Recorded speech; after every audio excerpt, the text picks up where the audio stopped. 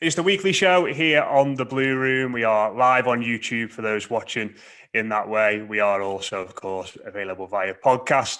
And it is Merseyside Derby week. It feels like a long time since Everton last played, but it's not long now. And for a change, I think a few people are looking forward to this fixture.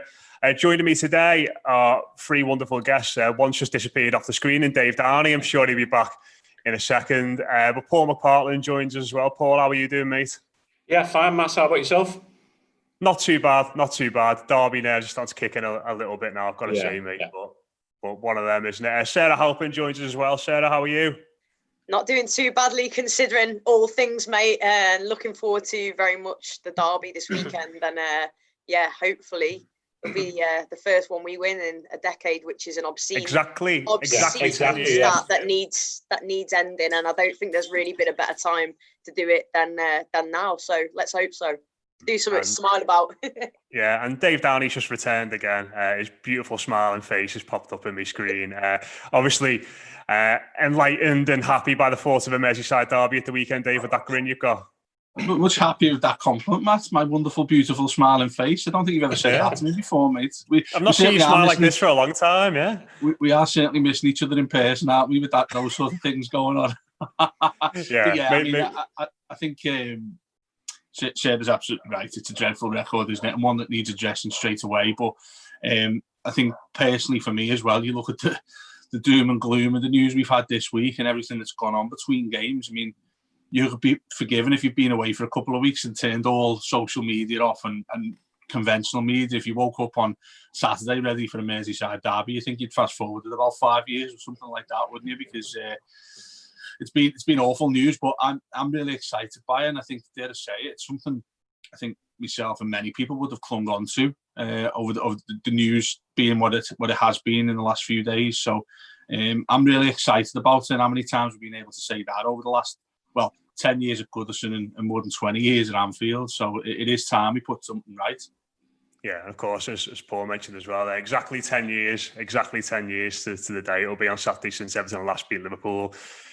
So, some things maybe are meant to be. But just before we get into speaking about a variety of topics today, you mentioned there, Dave, about the situation in the city of Liverpool at the moment and how we are all going back into lockdown. And we were having a chat today, weren't we, mate, about how we could potentially do something and try and use our platform in a positive way in regards to this. And I've sort of put out a tweet there on Twitter with a tentative idea we've had in regards to trying to help some local independent businesses and try and use our platform in a positive way. And effectively what we're going to do, we haven't ironed out the full feature of this yet, but if you're listening to this and you've got a business that you're worried about, if you're listening to this and you know someone who's got a local independent business or any business in the UK or afar and that they're being affected by lockdown, we want to speak to you. I want to have a chat with you about how we can help promote that, how people can get involved in that and connect with you and the changes you're making during the lockdown and just try and get the word out as much as possible. So we'll be putting a little segment on this show effectively every week. So you'll have the ears of thousands of Evertonians in that sense to try and speak to people and put your ideas across and put your business across. So we're just trying to help out as much as we can, really, Dave. And I know it's not much in the grand scheme of things, but trying to do what we can. Yeah, absolutely. I mean, we're very fortunate. We have an access to an ever-growing community of football fans, not just Evertonians. And I think that's also important to say. I mean, we're not limiting this to the people of Liverpool who support Everton. It's the people of Liverpool. It's a community of we're all suffering with this, and we're all going to suffer, sadly. Even any Reds listen to this day, because we know there's a load who listen, don't they? On the slide. Guilty pleasure. And in particular on Derby week, I think there'll be a few eavesdropping in on our conversations, of course, ready to slate us when we make any massive predictions about what we're going to do to them on Saturday, hopefully. But there's a seriousness to all this, isn't there? I mean, we're here hopefully to provide an escape for many people in that regard, and I think we do a pretty good job of that in normal times. But when things are starting to hit the fan, which they look like they're going to in the city, particularly with the hospitality industry, I'm pretty sure the people of our fine city will come up with weird, wonderful and innovative ways to be able to try and still make a quid or two, despite the fact they've had the businesses pulled from under their feet in the last couple of days. And we want to help that. We want to help it as much as we possibly can.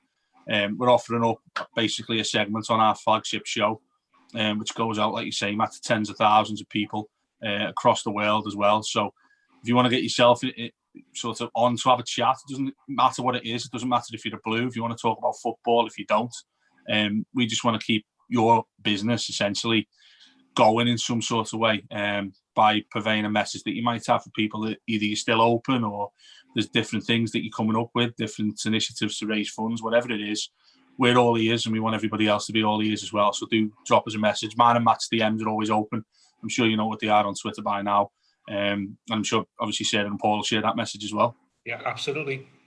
Definitely, that's brilliant. Good stuff. Yeah, so get in touch. As Dave said, DMs are always open. I'm at Matt J Football on Twitter. Dave is at David Downey 17. I should know this by now, I think. But is that right? Should. I don't know. You might have had. Knowing you've probably had me muted for a few years, so you might have to look that up. And of course, the Blue Room is at the Blue Room EFC. If you want to email us, it's the Blue Room at theblueroomefc.com. So yeah, do get in touch if you've got a story to tell, you want to share stuff about your business, you want to let people know how they can connect with you in these difficult times. But moving on to have a chat about footy, let's talk about some actual football that's gone on over the last few days. First and foremost, we'll come to Sarah. Everton Women, of course, absolutely flying still during the international break. And we were just speaking there before we came on air about how well they played at the weekend. Obviously, it could have been a tricky one. They got pegged back to 1-1 in this fixture against West Ham. And then, probably just fair to say, Lucy Graham took over the game with two, the first goal was an incredible finish, wasn't it? And a real, we've spoken about it loads recently, Sarah, about how she's matured as a player and a captain. But to take over a football match like that with a general performance, to score a goal like that, to put the team ahead, and then to cap it off late on, a real captain's display and a real leader's display from Lucy. Yeah, and what we've come to just know and expect from her every time she pulls on that shirt. And as you said, it was a tough game. It was a really satisfying 3 points to get, as you said, because to go in at half time 1-1, and that was actually the first league goal that Everton Women have conceded all season. So you don't know what that does psychologically. Also, the fact they played 5 games in 15 days. So I think there was clearly like a little bit of fatigue in there, but I've got to say the girls, they really did dig deep and get the result in the end. And as you said, Lucy Graham, she'd missed a couple of days training with the team already this week. So to come on, I think with about half an hour to go, including injury time, and score 2 goals to get us to 3 points. And as you rightly said, that first goal was just, standard Lucy Graham. If you were to look up a Lucy Graham goal, that's kind of the general thing she just does. A real leader, a real captain, and everyone. I was dead proud of everybody that day though, because that's maintained our 100% start to the league season as well. So the men and the women both with 4 out of 4, which you love to see. Yeah, I know, Dave, you're a big fan of Lucy Graham, aren't you, and the way in which she's been playing in particular this season. And that was, me and Sarah were speaking there just before we came on edge, saying just a bit gutted there wasn't an angle from behind the goal, because the way in which she finished it, you imagine there would have been some lovely parabolic curves all over that shot into the top corner. Yeah, it's a strange one. I've looked at it a few times again, Matt, and you're right, you'd love that angle from either behind where she hits it or one from behind the corner of the goal. But for me, you look at the technique of it, it's quite... it's a little bit different to how I think most players would strike the ball. I think they try and put the laces through it there, but she sort of caresses it with the side of her foot into the top corner. And also, she's quite central when she hits it as well, which I think is probably the secret behind why it might well take the goalkeeper by surprise, because it's so central that she could probably pick either corner to try and to go forward the place shot. And the fact it's that one, I was thinking more she'd open her body up a little bit more and perhaps go for the other corner. And that might be why the keeper sort of unawares initially and sort of fumbles at it. But it's a tremendous strike, and she just keeps going from strength to strength. I think we've spoken about it at length. Sarah's spoken about it at length as well. That she seems to be the catalyst in this side. I mean, I know there'll be some more players in that side, and I'm pretty sure Sarah can tell us all about that, in terms of having somewhat of an X factor. Some players, internationals, who bring more to the party, and like a little bit like Hammers, and it's related to the men's side of things. But Lucy Graham seems to be the engine that ticks everything over and is able to sort of get a rise out of everybody around her. I mean, that was a tough game for Everton ladies to win on the weekend, and they come through. When it was 1-1, I thought is this where they really have to dig a little bit deeper?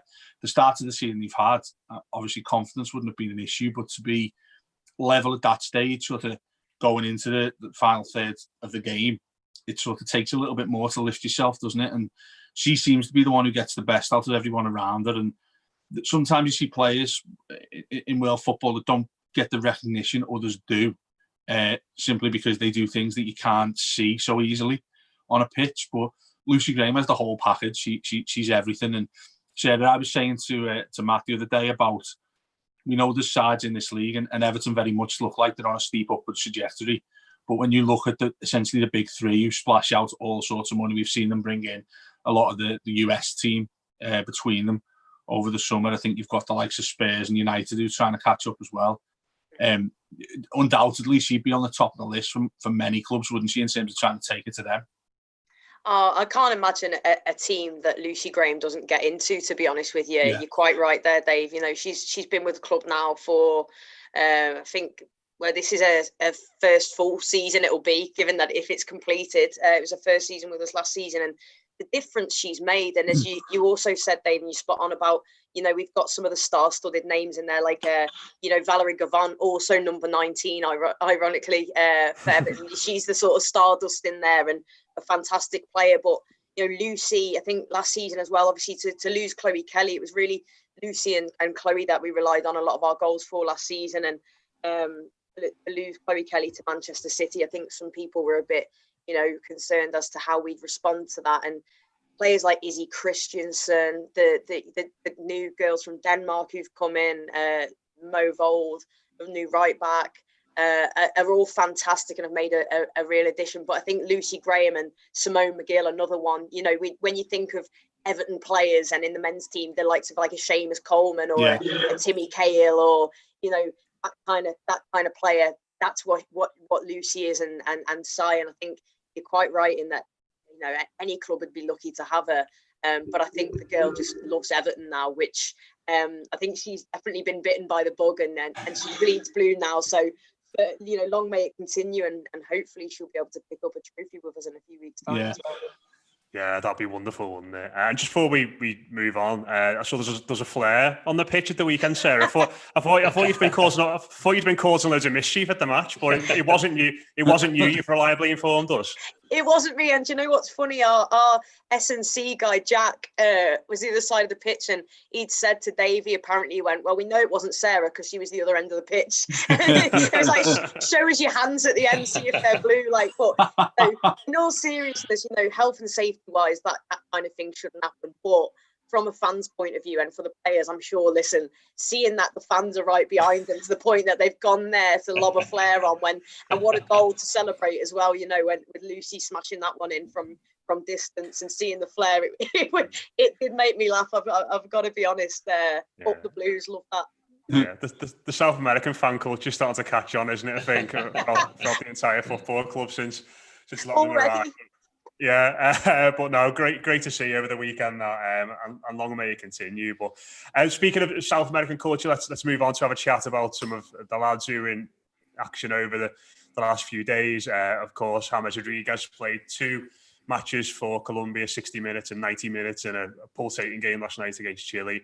Richarlison, of course, as well, played 90 minutes last night, scored for Brazil, robbed one off the line from Firmino, which I think everybody would love to see, especially Derby week as well.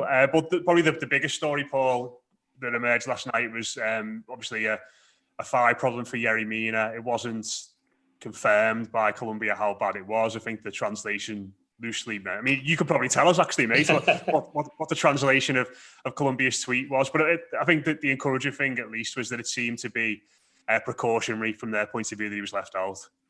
Yeah, I just did a quick scan of some of the Colombian sports paper Twitter accounts, and they're not really overly concerned by it at this moment. So I think, you know, unfortunately Yerry Mina is the type of player who does pick up these niggling injuries from time to time that aren't serious, but they do keep him out of the side, which is unfortunate from our point of view. But certainly, I mean, the Colombian press is just absolutely got this love affair with Everton at the moment, which I just think is absolutely brilliant. And I don't know what it's like for you three, but the number of Colombian Everton fans who suddenly want to engage with the club, want to publicise the club, number of people saying Everton now their second favourite team in Colombia. It's just absolutely brilliant. And I had a couple of them contacting me to say, why don't Everton set up a pop-up shop in Bogota? Because apparently it costs them the equivalent of £162 to get a replica shirt. And in a country like that, they just cannot afford that because the Colombian peso is way down against the pound at the moment with all the postage costs and things like that. And they're saying, if you open the shop here, even just for Christmas, it would absolutely clean up, and what a wonderful sight that would be, one of the biggest, most populous nations in South America, with every second person wearing an Everton shirt with hammers on the back. I just think it's absolutely superb.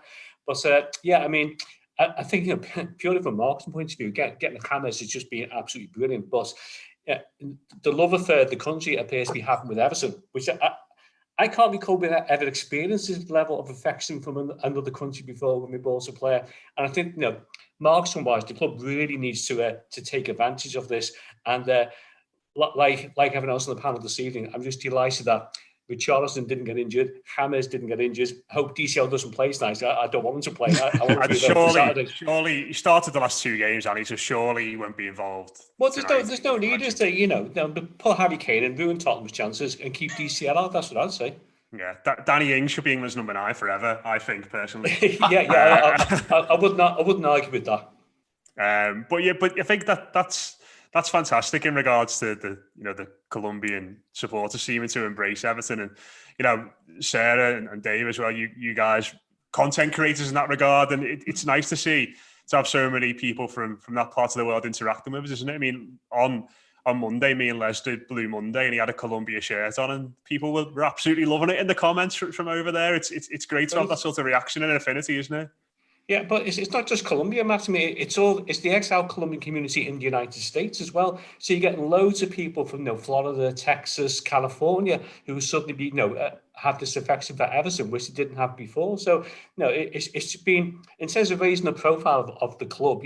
At the moment, we're probably one of the most well-known clubs in South America, which is some achievement given where we were, say, 5 years ago. Yeah, I got asked to do a Zoom thing with a guy who's a journalist in Colombia, but also a lecturer at a university. So we were on this Zoom live thing with, I think there's probably about 30 other students on there, and they were asking me questions about Mina, about Everton, about James, and they just loved it. It was great. I went on Instagram and that after and just had all these new Colombian followers messaging me saying, Colombia is blue, Colombia loves Everton, up the toffees and all this. And I just thought, it's just great, in a time in the world where there's so much difficulty and struggle going on. I think just having that pure joy and, in terms of South America, they just have so much colour and life and happiness, and it's really sort of rubbed off, I think, and it helps that we're winning all the time as well. So yeah, let's hope Colombia is celebrating on Saturday as well. Yeah, and I think as well, Dave, I was saying this on a video I was doing yesterday in regards to Colombia and the relationship with Everton, and I think it's one of them where I think a lot of the traits that fans of the Colombian national team and fans of Everton, they do sort of hold quite close together. I mean, you wouldn't necessarily associate Everton with Brazil, which is, all about technical football and samba and flair and all that sort of thing. I think Colombia, by and large, is a team of they've got a lot of gnarly, nasty bastards playing for them, haven't they? And I think their supporters love that. Like we love our own versions of those sorts of players, like Alan and players like that. But I think there's also probably an appreciation of class footballers like James Rodriguez, where there's a mutual admiration, of course, now, which probably goes a little bit unnoticed and a little bit unheralded in the wider footballing world. Yeah, I love anything like that because what we need to do as a club, and it's no secret really, is if and not least as the current climate where you've got certain Premier League football clubs trying to reinvent what English football is all about, and they've got to that level by having a worldwide fan base. I mean, they've got the prowess and the finances they've got, and talking about Liverpool and Man United here, and probably the rest of the big six to various degrees, have tried to market that and have tried to get a foothold in all of these different countries that have started to embrace the Premier League in particular over recent years. And I think it's no secret that Everton's record in that is really shoddy. I mean, we spoke to Landon Donovan about last year, wasn't it? And he was so good, so forthright. In fact, that podcast's out for free. If anyone wants to check it out, who's watching now, just search for it on our website or on Apple Podcasts or whatever it is you get your podcasts. And he was saying to us that Everton never really approached him in terms of trying to get something set up that was somewhat of a legacy or something like that involved with the United States. Not only that, we had Tim Howard for a lot longer than Landon Donovan. He was getting phone calls from the president, wasn't he, after the World Cup? And it seems like the club failed to do anything about that. So this looks like they're doing it a lot better. We all remember when James signed, there were mock-ups of him in Times Square, all over the country, all over the Americas. And that seemed to pull in, like Sarah says there, and Paul, a wide number of people who wanted to talk about and were interested in our football club. And that's exactly what you've got to do. Where there are gaps like that, I mean, nobody else has got a world-class Colombian footballer in the Premier League. So Everton have made their dent into that market.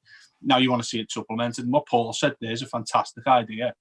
Maybe it's something we should sort of push the club towards, is getting something set up there for Christmas time. That's how you do these things. Just on that, Dave, the only thing I was thinking on that, I don't know what the logistics are at the moment in regards to COVID. Of course, and that kind of thing, and whether it be doable or not. And it certainly wouldn't be a stick that I'd beat Everton with if that's, if it's unable to be done, then it won't be for the ones of trying, I wouldn't think, given that they are making these efforts now on a global scale, which is brilliant to see and something that a lot of us have cried out for a long time. If they can harness that and they can make it something, and we have a generation of Colombian Evertonians who travel over when times are a lot better in the future, then that's the sort of thing that you want to see. You want to see people coming to the city, coming to the new stadium, of course, as well. All of these things seem to be stacking up in our favour right now, and it'll be on the club to actually put their foot down. But like you say, obviously, circumstances as they are at the moment might make it a little bit more difficult. But yeah, I mean, it's lovely to see as fans of a football club that's starting to make strides, and just the basics of actually meeting some new people and getting new people involved in what we do and what we do on the Blue Room as well. It's fantastic, and let's hope it continues. Let's hope that they're coming even more in the droves after he scores the winner on Saturday. It's a massive coup, and I don't think you can ever overestimate the impact of this signing. Because we continue to see, even now, he's been at the football club 2 months, and we continue to see different things, different elements, and different creative ideas from all sorts of different people where we could take this. And like we've got a load of Brazilians there now as well. So that world is our oyster to attack, I think, and reap the benefits of mutually, of course, because obviously they're coming to support the best team in the world. So it's it's good for them as well. We're not just selling them down the street, are we? Yeah, I think as you said, Dave, as well. I mean, I think most of the Premier League clubs are concentrated on the Asian market. I don't think many Premier League teams have targeted the South American market. No. Now, in terms of population, South America is absolutely massive. So, Colombia, I think, is the third most populous nation in South America. So, therefore, it's a really unique opportunity for the club to absolutely capture a new market and raise the club's profile. I mean, it took years for Premier League clubs to embrace anything in America and the USA. They started to do it. You look at that International Champions Cup that we were part of for one season. I famously remember somebody took a photo of the stalls outside the ground, and it had all obviously had the big European clubs, Juventus, Real Madrid were all there. Obviously the UK clubs that were in it, and we had a tiny one that looked like a knock-up in a car boot sale at Aintree Racecourse. So I think they're trying to make it a lot further sort of strides, and they seem to have, and like I said, go back to saying it before, I don't think there's any other real presence UK-wise in Colombia or moreover South America. If Everton get a run on that, as opposed to the big successful teams in the Premier League, that could be something quite powerful. And everybody's banging on about commercial revenue and FFP. Getting this sort of thing right makes that a hell of a lot easier, and has a knock-on effect to everything from recruitment to what we're going to be doing at the new ground and everything like that. So it's really important stuff. Yeah, vital. They seem to be getting it right anyway, don't they? They seem to be making good strides in that area, and long may continue as the club continues to have success, as we said. So we want to have a chat about something else quickly before we go on to speak about the derby at the weekend.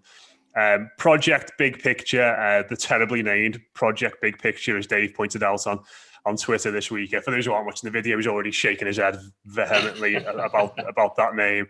Has failed, unsurprisingly. There's a meeting today between representatives from all 20 Premier League clubs. And just by and large, there's obviously loads of detail in this which has come out, but 18 of them said we're not particularly big fans of this. We don't want it. I'm not going to help push this forward anymore. And there's a line in particular from the piece from The Guardian on this, Sarah. It said the idea has divided the top division, with the other 14 clubs believed to be strongly against the change in governance, with the league and Football Association sharing the view. At Wednesday's virtual conference call, the Premier League chairman, Gary Hoffman, called for unity after an unedifying week, and the Everton chief executive, Denise Barrett-Baxendale, demanded an apology from Liverpool and United, who were represented by Tom Werner and Ed Woodward, club chairman and executive vice chairman, respectively. Apparently, both of them declined to apologise, which was not met with particular... people weren't happy on the call, put it that way, about it. But, just first and foremost, Sarah, are you glad this has been voted down and will hopefully, never see the light again in a lot of aspects? I mean, I think there's aspects of the proposal we could say helping the lower leagues out absolutely fine. I think we're all on board with that, all on board with making sure clubs stay in business. But certain aspects of it would have been completely impossible to implement on a fair way. So are you happy to see the back of a large part of this proposal in a similar way that Denise sounded like she was? Yeah, I think if you're not happy about it, then for me, you're not doing football right. I think it's just a totally the audacity of it almost. The project, bigger picture, everything about it just. I'll be careful what I say, but I just think it's just horrible. It was just a horrible idea, and quite rightly, all the clubs and shareholders and everyone involved, the Premier League, the FA, have just said, no, we're not having it. And if it is true about Denise wanting an apology, I can't say that I blame her for that. And to not get one, I think, again, if true, just says a lot about the people that were trying to implement this. We all want... Football's been hit hard, as every aspect of life has been hit hard, and it's important that the lower league teams and that something is sorted with the footballing pyramid, because we know that things aren't fair. But for me, it's like they just wanted to give all the power basically to them and make the gap even bigger. And I'm not surprised that it's been turned down, but I'm very happy about it. Paul, what about you, mate? Yeah, I mean, obviously, as Sarah's outlined there, I'm delighted it's been turned down. I think my concern is this version of it's being turned down. I don't think this is the end of the planning. I don't think this is the end of action going on behind the scenes to try and shake up the Premier League. This is one victory, but I don't think the battle's anywhere near won yet. And I think my major concern is, one, the lack of leadership of the Premier League at the moment. I think since Peter Scudamore has left, I couldn't even tell you who is in charge of the Premier League at the moment. Is it Richard Masters? Is it? I'm not. Greg Clark, is it? Greg Clark, the FA. I don't know. And when you think the number of people turned down that job in the summer, Carol Dillage and one or two other people just didn't want to entertain the idea. So I think there's a vacuum of leadership at top of the Premier League, which is given the opportunity to likes of Manchester United and Liverpool to put their own proposals forward. And those proposals will come back in a different form, in my view. They haven't gone away forever. And I think the likes of the Glazers and the John Henry at Liverpool, their ideal model is a Premier League where you never get relegated. We have a regular European competition, and the rest of the league can just can be cut adrift, because I think their long-term ambition is to lead the Premier League anyway at some stage. That's my concern. And I'm just really concerned with the way football, even more than ever before, is all about money. And to take advantage of this situation when the country's on its knees, and football is probably the one thing that's kept a lot of people going during this epidemic at the moment, to take that away and to create this uncertainty, I think it's incredibly selfish, incredibly self-centered, and full credit to Denise Baxendale Barrett for demanding an apology. And I love the fact it gives an extra edge to the derby on Saturday. What about you, Dave? Would you have been demanding an apology in that call if you were representing Everton?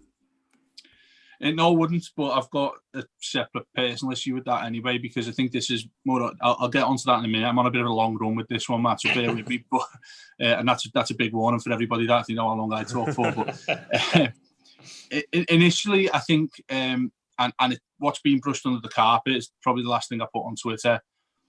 This is all about Premier League greed. Before we get into the particulars of the two who've tried to do this, which is pure exploitation, by the way, had they got their way, and they've tried to make an opportunity out of the suffering of other football clubs, and a lot of them who look like they're headed towards the wall unless they get the help that's needed. We have to have a look at the Premier League as a whole and some of the actions that different clubs, conglomerate of clubs, a majority of clubs have tried to do in recent weeks. And the thing for me that's probably a little bit worse than this, certainly impacted on fans more than the actual project, Big Steel or whatever it's called.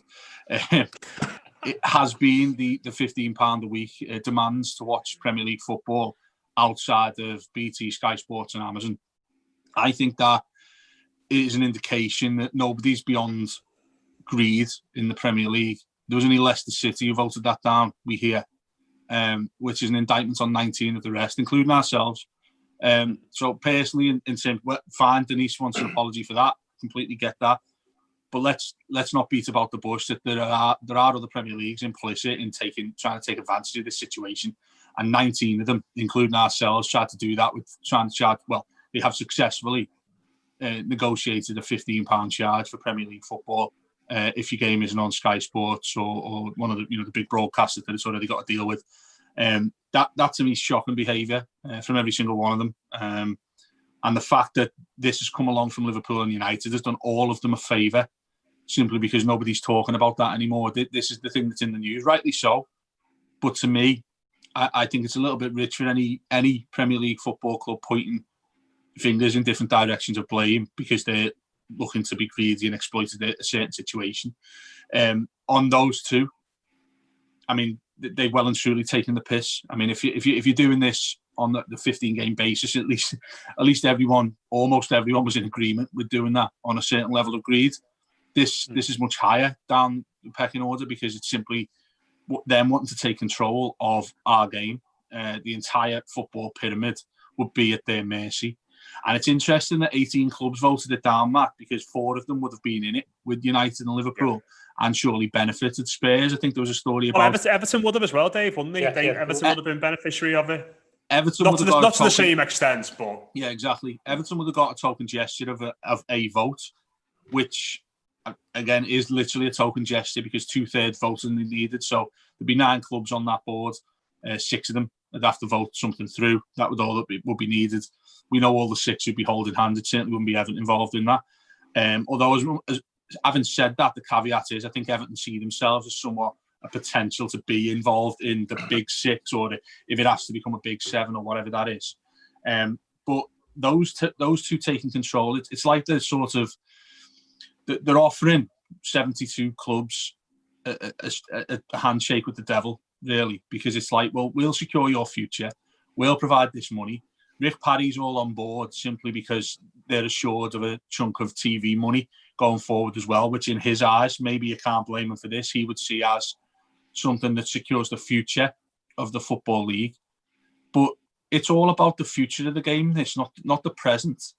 It's like, it's like me having a mortgage on my house, Matt, getting you to give me a certain amount of money so I can keep the mortgage, but then you own the house in the end and I keep on paying for it. That's the way this would work, in that promotion, relegation, teams doing what Leicester did in 15-16.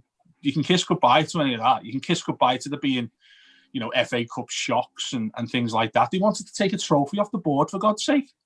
3 domestic trophies you can win in this country, and one of them would be gone. I mean, the Community Shield, I'm not sure what the idea is behind that. But then wanting to eliminate that and have 18 teams, make no mistake about this, it's not because you can have longer pre-seasons. It's because they're able to sell. One of the ideas was they were able to make each club independent enough so it could go and negotiate its own TV revenue. So by freeing up midweek fixtures that you wouldn't have in the EFL, they could simply slot a game in there and charge whatever they wanted for it, whether it be one of these events like the Champions Cup. We've seen this in its infancy creep into the game over the years. That's one of them, that big friendly tournament everyone has. That's so lucrative to football clubs who are in that. And who's in it? The top 6. So by and large, those taking control of the game would be an absolute disaster for anybody from the Championship down in the future, because they have their legs taken from under them in regards to them wanting any future success. If you're a team with ambition, if you're a team in the Championship who's trying to fight their way up through the leagues, I mentioned it the other day on the breakfast show, you wouldn't see like a Bournemouth or a Wigan who conquered 5-6 seasons worth of divisions, have come up 4 divisions in 6 or 7 seasons, something silly like that. That'd be gone, because it'd all have to be at the agreement of the top 6, and in particular United and Liverpool. And that's why it stinks so much. But Paul hit the nail on the head here. This is just one victory. This doesn't go away. What will ultimately be presented, and I think in every single league across Europe, will be a Super League format. And I think that's what they want. They want to be able to sell each individual game at a price that they agree. You don't want to have to share it amongst the Premier League. Currently 2% share holding each with the Premier League teams. They don't want any of that, because in their eyes, and perhaps many people will see it this way, certainly business people would, well, they make the most money, they bring the most people in. Why shouldn't they have a larger share? But it's that larger share that is the stronghold and foundations of English football, that it's a level playing field. We know it's not because of the finance they can bring in from elsewhere anyway, but that is the last straw. That's the one last thing that holds this entire thing together, is the fact there's a quality across revenue that you can make from TV broadcasting. And that's the big sticking point for them, because they think they're entitled to a hell of a lot more. A bit like Spain, Matt, you'll know more about that than me.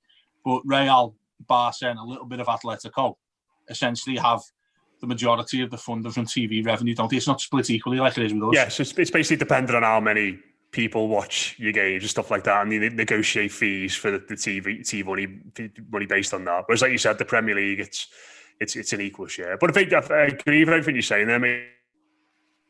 It's, for me as well, just absolutely stinks. It's so exploitative when teams and other clubs are desperate for money. They're desperate for a bit of a life raft further down the league.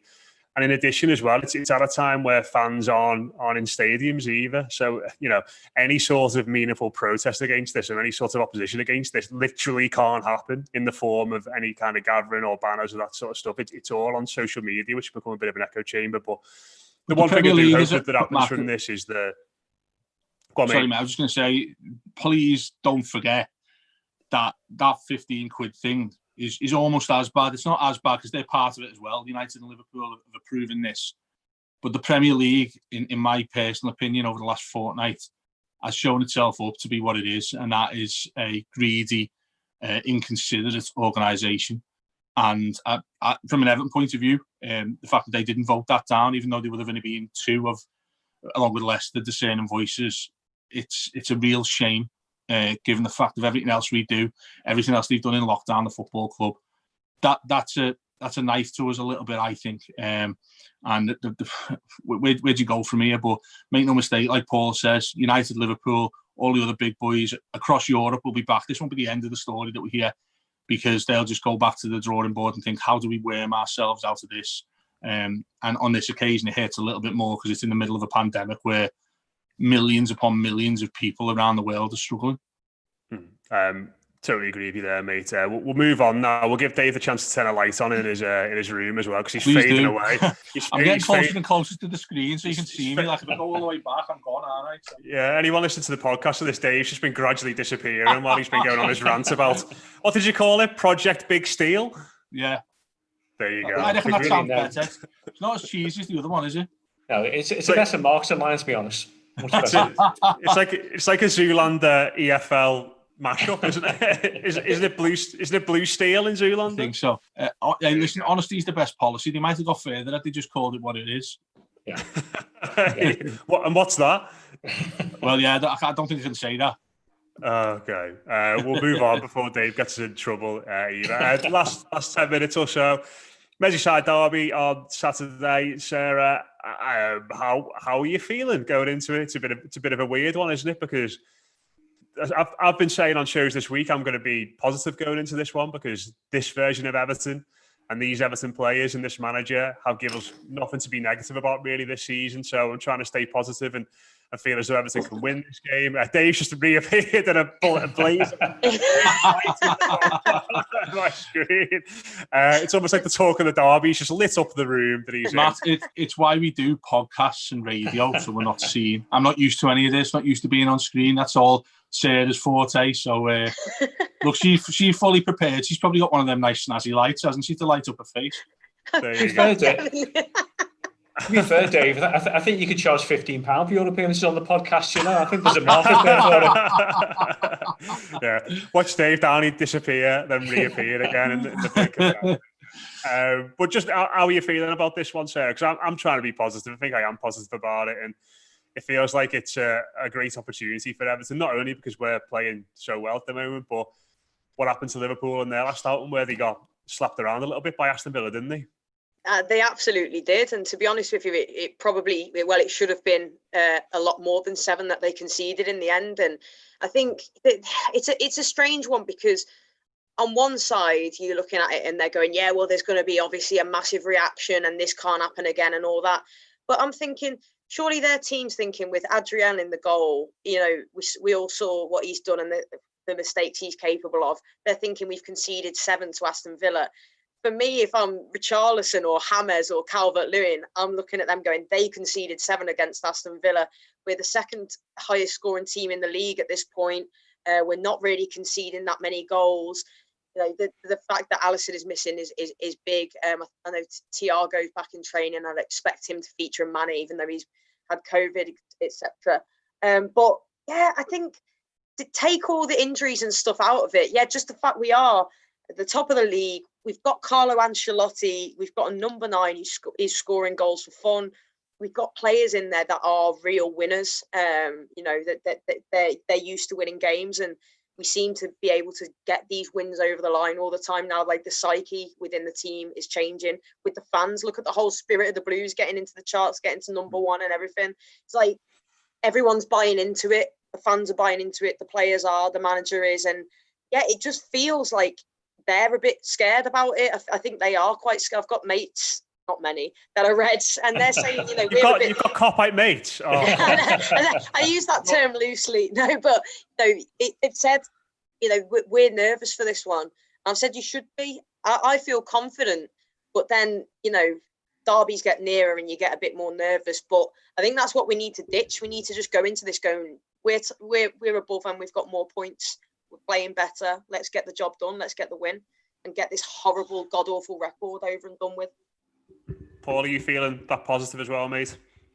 Well, throughout my life, Matt, I've never felt positive before the derby. It's just that type of game, you know. It always kind of gets into you and makes you nervous. But I echo everything Sir has said there. I think for once we're going into the derby on a tremendous run of form. We are the team who's top of the league at the moment. I mean, I guess the mid-80s last time went to a derby in the top of the league. We've actually got, in my view, a far better manager than they've got across the park as well, who knows how to play a certain system and knows how to get the best out of his players. And I like the fact that our 3 summer signings have never, you know, don't have a tradition of losing games against Liverpool particularly. So I think the mindset will be a lot more positive as well. And I think in some bizarre way, you know, I think it helps us, the crowd not being there, because I think Ancelotti might, you know, choose to play a more holding type of game, whereas when you're playing a home and a derby match, everyone's urging to get forward all the time. I think it actually takes a bit of pressure off the side, not having the crowd there. It might work in our favour, like it did towards the end of last season in the 0-0 game. We desperately need to score first in this game, because you can just see, you know, if Liverpool concede the first goal, you can see the Villa game starting to play in their minds. If they get the first goal, then you see it starts to affect us a little bit. My only concern is the keeper. Apart from that, I'm happy with every other position on the side. I think you mentioned about Seamus Coleman, one of your tweets here on today, Matt. I mean, Coleman has been an absolutely superb captain for the side this season. So I'm cautiously optimistic. And I think this is our best opportunity in a decade to win this game, and we really should, you know, be going for it. And you know, let's re-establish ourselves as the best team in this city. Love that fight and talk. Better manager, better team. You know, just forget about the. You know, they were only champions last season. It's fine. It's a new season. Things are different now. But I suppose that's the thing. Is that I suppose whatever happens on Saturday, we're all sat here now believing or sort of believing or even hoping that Everton could win this game. And go back to the derby post-lockdown. And although Everton got a draw out of it, it was 0-0, and they probably could have won that game, in fairness. When we were talking about that game on the Wednesday beforehand, none of us had any hope whatsoever, did we? It was so doom and gloom. We were all feeling so negative about it.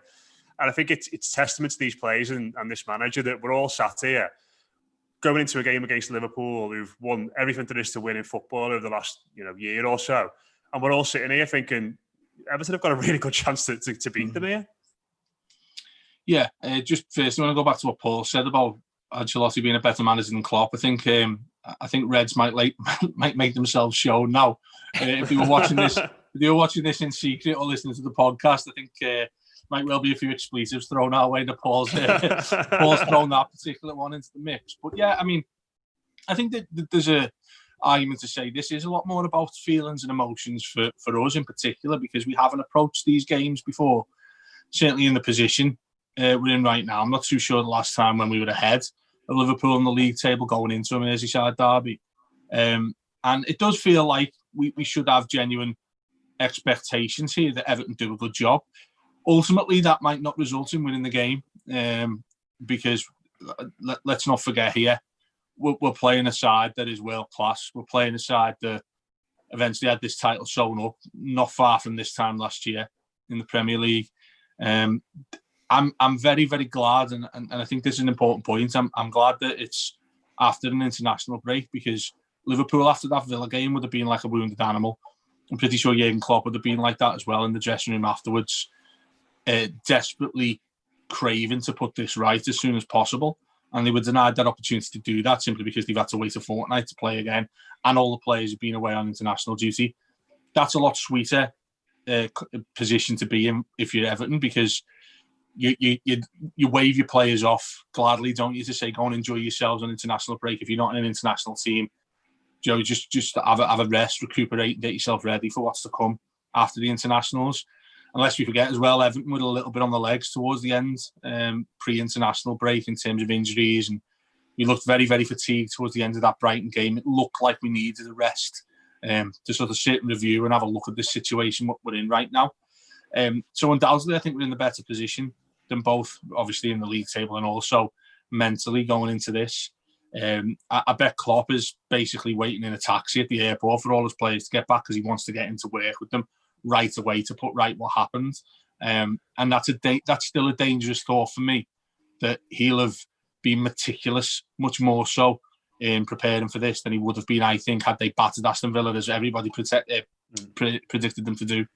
So that's all well and good, Dave, isn't it? But you can be meticulous and be prepared and be focused and be, up for it. But if you've just not got the time to work on that, and I'm expecting Liverpool to have the right mindset and to be aggressive and up for this game. But that's different to having the time on the training pitch to eradicate some issues that were there against Villa. And let's not beat around the bush. It's people. This might come back to haunt, but they were massive issues in that game for them.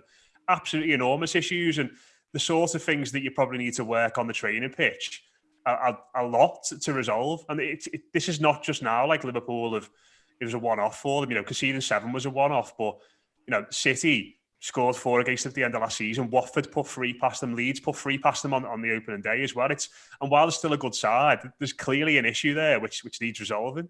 I agree with you. Well, I can't deny the facts you're talking about in terms of the goals they conceded, but I think there's a danger we underestimate our opponents here.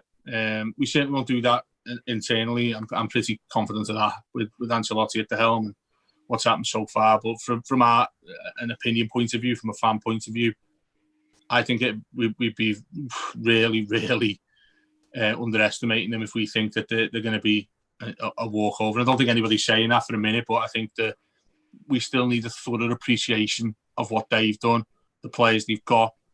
They've got Thiago there coming back. I mean, you've got fresh players coming back, and Mane, Thiago, reportedly nobody's heard any ill effects from the COVID that they've had. You've got a world-class side desperate to prove a point, I guess is what I'm saying in short. And that to me is dangerous. Having said that, I'm putting my neck on the line. I expect us to win this game. I think if Everton have got everything about them that we've seen so far this season, we should win this game. We should be confident of winning it, and we should set up like we're going to win it as well, like we have done with the 4 games previous to this in the Premier League. And that's, like I said, that's a feeling, and we should feel like that going into any game now. Whether it happens or not, we can reflect on that after it comes. But from a mentality point of view, absolutely, we should be looking forward to this game.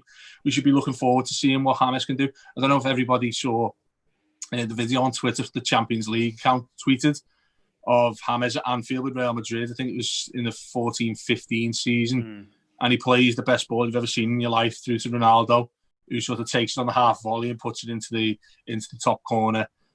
It's an incredible assist. I actually forgot it was him that did that, because it was one of my favourite goals back then. But we have players with that ability who can slice these open whenever they see fit, whenever we've got the ball to them in the right positions. If Everton do that, they're going to create chances, and Everton do that, we'll score goals, because we've got the most lethal front man in the league at the moment as well. So there's every reason to be optimistic, and there's every reason to think we should win this game. But yeah, we'll not be underestimating the opponents, absolutely not. Just before we wrap up then, a couple of quick fire questions for all three of you. I think it's probably fair to say that if everyone's fit, we probably know 10 of the 11 for certain at the game at the weekend. Maybe the only one up for debate is Gomez or Sigurdsson in midfield. Paul, would you play Gomez or Gylfi? I go for Gomez. Sarah? I think Gylfi's turned things around a lot so far this season, but for me, it's Gomez. Dave? The fact we have to think about the answer is quite refreshing, isn't it? Because if you'd have said Gylfi or Andre Gomez 3 months ago, people would send you to the loony bin, wouldn't they? It is Gomez, but I have absolutely no problem with Gylfi Sigurdsson coming onto the game and onto the pitch and trying to influence things. He's come a long, long way since, let's face it, the disgrace we saw last season. So, yeah, it'd be Gomez, but I wouldn't have much qualms if it is Gylfi, which is testament to how well he's done recently. And finally, predictions, Dave, you first. Everton win 3-2. Sarah? 3-1 Everton. Paul? I'll go for a 2-1 win for Everton. I think the important thing is not to lose this game as well. Yeah, well, we want the win. We want the win, definitely, but keep that momentum going. But yeah, I think 2-1, Matt. I think Dave's outlined there perfectly all the reasons why we should be winning this game, and Sarah outlined before the reasons mentally why we're going to this derby really strong and fancying our chances, which we haven't done for years. Matt, you always escape this, Matt. What are you going for? I reckon it'll be a tight game. I don't think there'll be as many goals as people are expecting, so I'm going to go for a narrow 7-2 win for Everton. So I think we'll just about scrape over the line in that sense, yeah. So 7-2 to the Toffees. You're still not genuinely answering the question. I think we'll win. I think we'll win as well. 3-1. Score? 3-1. That's two of us on 3-1. So yeah. I reckon we'll score from a set piece. If Yerry's fit, I'd be putting a little quid on him to score, I reckon, at the weekend, albeit I don't gamble much anymore. But yeah, I reckon Yerry's going to score at the weekend from a set piece. So. Pickford the hero for me. Dave, that's it. You've done it now. You're going to be a meme when he chucks one in. This happens with goalkeepers. Goalkeepers have spells like that. And at the minute, you're sort of saying they need to leave the club. Don't put your head in your hands. And the reason they'll rise, they get a performance out of themselves. Is England places on the line now? You'll see a much better Jordan Pickford now. Well, he's playing tonight, so any of the Reds can record that and play it back to me when he's through 3 in his own net and had to be subbed for the new fella. There you go. Great to have a positive show ahead of a Merseyside derby. Thanks very much for everyone for watching or listening. Just a reminder as well, what we said at the start of the show, if you are involved in an independent business in Liverpool or elsewhere, you're worried about what's coming up, you want to connect with Evertonians and other people listening to the show, do give us a shout. I'm at MatchJFootball on Twitter. Dave is at David Downey 17 on Twitter. Get in touch and we'll have a chat on shows coming up over the next few weeks. But in the meantime, thanks very much to Paul, Sarah and to Dave. That has been the weekly show here on the Blue Room. Thanks very much for listening and we'll speak to you again very soon. Thanks, Matt. Nice one, guys.